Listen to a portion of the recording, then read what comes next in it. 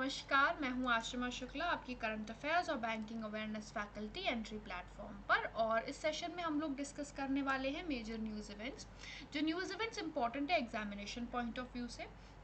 Session के and में कुछ हम लोग क्वेश्चंस डिस्कस करेंगे जो आज के न्यूज़ इवेंट्स पे बेस हैं, जिससे आपको एक आइडिया लगे किस प्रकार से सवाल बन सकते हैं। इसके अलावा अगर आप लोगों को और क्वेश्चंस प्रैक्टिस करने हैं तो आप डेली करंट अफेयर्स क्विज ले सकते हैं जो लाइव एंट्री ऐप पर अवेलेबल है। शुरुआत करते हैं डिस्कशन की और उसमें सबसे पहला न्यूज़ इवेंट है। केरल ने कॉस्मोस मलाबारिक्स नाम से एक परियोजना के लिए नेदरलैंड के साथ एक समझौता ज्ञापन पर हस्ताक्षर करे हैं। यह परियोजना 18वीं शताब्दी में केरल के इतिहास को और अधिक स्पष्ट करने में मदद करने वाला है।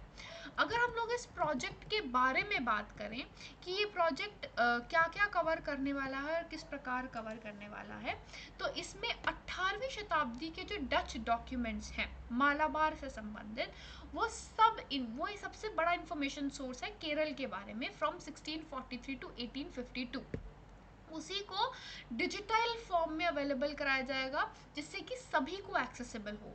ठीक, ये प्रोजेक्ट के पार्ट में जो स्टूडेंट्स केरला के हैं, उन्हें जो एमए कर रहे हैं इन लाइडन यूनिवर्सिटी, वो अलाउड होंगे, उनको परमिशन होगा इसमें पार्टिसिपेट करने का। प्रोजेक्ट का implementation Kerala council of historical research के द्वारा किया जा रहा है and national archives of Netherland भी इसमें भाग ले रहा है।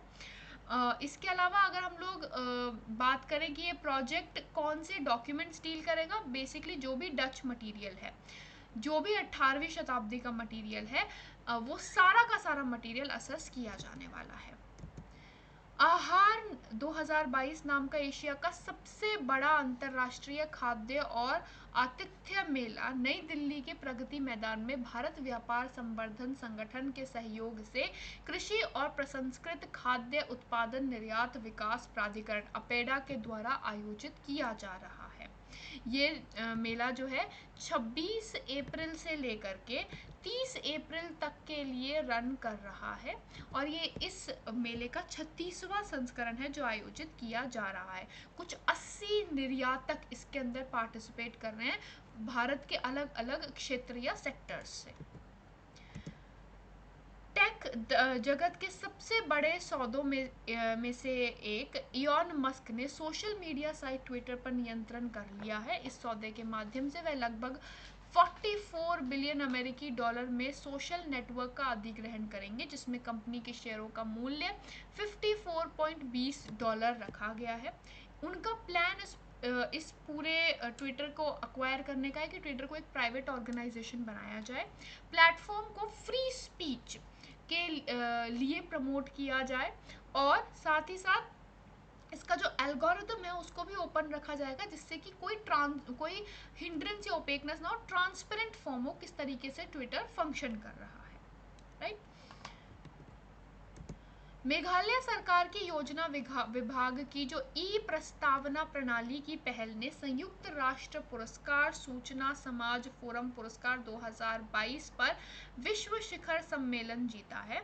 ई प्रस्ताव प्रणाली मेघालय उद्यम वास्तुकला का एक हिस्सा है जो राज्य के सभी सरकारी विभागों को के फाइलों को 75% भौतिकी कार्य को समाप्त करता है। तो ये जो प्रोजेक्ट है ये असल में डिजिटाइजेशन प्रमोट करता है, जिससे कि फाइल वर्क कम हो, मैनुअल लेबर कम हो। राइट, और इससे मेघालय जो है हाई इनकम स्टेट में पहुंच सकता है 2030 तक। तो एक बहुत ही इंपॉर्टेंट इनिशिएटिव है मेघालय सरकार का। ये 6 पिलर्स के ऊपर हाईलाइट करता है। वो है हमारा ह्यूमन रिसोर्स, हमारा governance, entrepreneurship, environment and infrastructure, इन सब सेक्टर्स को मैनेज करता है और ये एक बहुत ही इम्प्रूवमेंट है गवर्नेंस सेक्टर में और इसको इसे सम्मानित किया गया है। भारत और यूनाइटेड किंगडम ने अपने ग्लोबल इनोवेशन पार्टनरशिप लॉन्च किया है, क्योंकि दोनों देश स्टार्टअप को लाभ पहुंचाने के लिए अपने इनोवेशन इकोसिस्टम को मजबूत करना चाहते हैं। जीआईपी से जर्मनी, जापान, यूरोपीय संघ, फ्रांस आदि जैसे अन्य देशों के साथ परियोजनाओं के लिए त्रिपक्षीय विकास निगम फंड का उपयोग करने के लिए एक मॉडल प्रदान करने की उम्मीद है जो विकास और नवाचार के क्षेत्र में भारत के साथ काम करने के लिए इच्छुक हैं। जीआईपी को भारत और यूके के द्वारा सह वित्त पोषित किया जाने वाला है और टीडीसी फंड जो ये बनाया जा रहा है ये प्राइवेट सेक्टर्स को इन्वॉल्व करेगा, राज्य का भी इन्वॉल्वमेंट होगा बेसिकली पूरे इंडो पैसिफिक के लिए। तो इंडियन इनोवेशंस, इंडियन स्टार्टअप्स को ग्लोबल सेक्टर में लाने में बहुत ही मदद मिलने वाली है। एडलवाइज म्यूचुअल फंड के सीईओ राधिका गुप्ता जी, राघव चड्डा जी जो आम आदमी पार्टी के नेता हैं, और माइखाइलो फेडरिक यूक्रेन उप प्रधानमंत्री और डिजिटल परिवर्तन मंत्री जी को वर्ल्ड इकोनॉमिक फोरम के द्वारा यंग ग्लोबल लीडर्स की अपनी सूची में शामिल किया गया है। यह सूची WF की जो डेवोस में मीटिंग होने वाली है 22 से 26 मई, उससे पहले इसको अनाउंस किया गया है। इस लिस्ट के अंदर 109 यंग ग्लोबल लीडर्स को लिस्ट किया जाता है जो 40 या उससे कम की उम्र में है और उनके initiatives on a world scale है, हेल्थ से related, energy, good energy, green energy, education, इन सब से संबंधित है। और इनकी जो लिस्ट आती है इसमें ऐसा है कि काफ़ी सारे लोग, काफ़ी मेंबर्स ऐसे हैं जिनको बाद में नोबेल प्राइज़ मिला हो, ग्रैमी अवार्ड मिला हो, मतलब हाईएस्ट वर्ल्ड अवार्ड्स तक पहुँचे हैं वो लोग। यूरोपीय संघ ने नए कानून के मुताबिक अंतिम रूप दिया है जिसके लिए दुनिया के बड़ी टेक कंपनियों को हानिकारक सामग्री को हटाने की आवश्यकता होगी। दुनिया के ऑनलाइन दिग्गजों को विनियमित करने के लिए संघ का ये नवीनतम कदम लिया गया है डिजिटल सर्विसेज एक्ट DSA के द्वारा। ये DSA लेजिस्लेशन 2020 से लागू है और इसमें काफ़ी सारे ऐसे रेगुलेशंस पास किए गए हैं जो लोगों तक फिल्टर्ड कंटेंट पहुंचाए जिससे कि कोई टफ, कोई हरासिंग कंटेंट लोगों तक ना पहुंचे। तो उसमें एक लेटेस्ट डेवलपमेंट ये आया है। राइजीना डायलॉग का उद्घाटन प्रधानमंत्री नरेंद्र मोदी जी के द्वारा किया गया। इस कार्यक्रम की मुख्य अतिथि थी यूरोपीय आयोग की अध्यक्ष Ursula von der Leyen. Now Raisina dialogue जो है ये फॉरेन पॉलिसी के सेक्टर में, political and foreign, geo economics and foreign policy में इंडिया का one of the biggest dialogue माना जाता है, राइट। और इस बार का विषय था टेरा नोवा, इम्पैशन्ड, इम्पेशेंट, इम्पेरिल्ड। तमिलनाडु की राज्य सरकार ने राज्य स्तर पर प्रतिवर्ष 18 दिसंबर को अल्पसंख्यक अधिकार दिवस के रूप में मनाने का निर्णय लिया है। यह दिन को मनाने के उद्देश्य से राज्य सरकार के द्वारा लगभग 2.50 लाख रुपए निर्धारित किए गए हैं। 2.5 लाख रुपए स्पेंड किए जाएंगे। कलेक्टर्स जो भी कंसर्न है वो इसके आयोजन के लिए जिम्मेदार रहेंगे। इसके अलावा कोविड-19 वैक्सीन विशेषज्ञ पैनल ने 5 से 11 वर्ष की आयु के बच्चों के लिए हैदराबाद स्थित बायोलॉजिकल के कार्बीवैक्स के आपातकालीन उपयोग के लिए सिफारिश की है। नाउ कार्बीवैक्स वैक्सीन जो है इसका भी DCGI drug controller general of India के द्वारा भी अप्रूवल आने वाला है अगले कुछ दिनों में, लेकिन इसका अप्रूवल इस एज ग्रुप के लिए इमरजेंसी के लिए कर दिया गया है। यूके और US ने फाइजर का mRNA वैक्सीन को लिया है 5 और उससे ज़्यादा उम्र के बच्चों के लिए।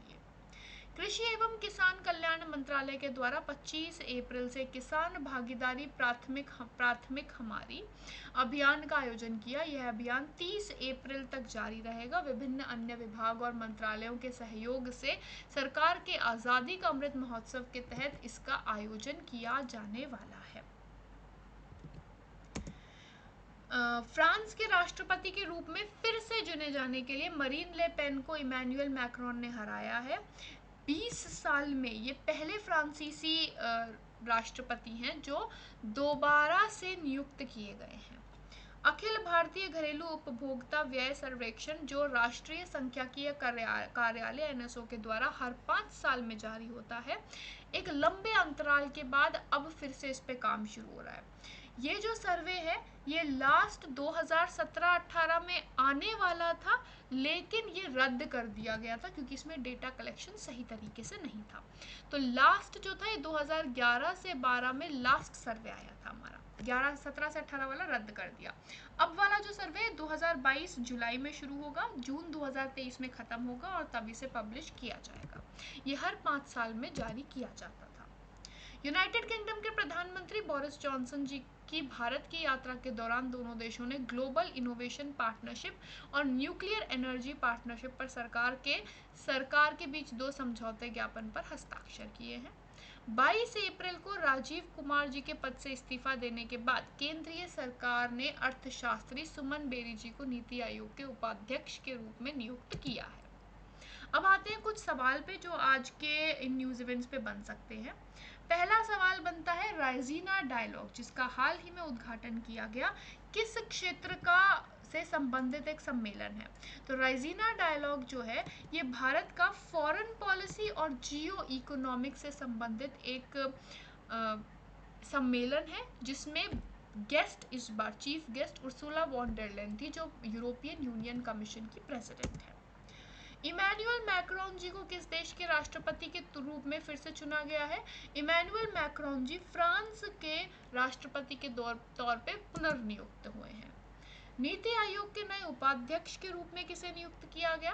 तो हाल ही में जब लास्ट सीईओ राजीव कुमार जी ने इस्तीफा दिया तो सुमन के बेरी जी को नए उपाध्यक्ष के रूप में चुना गया।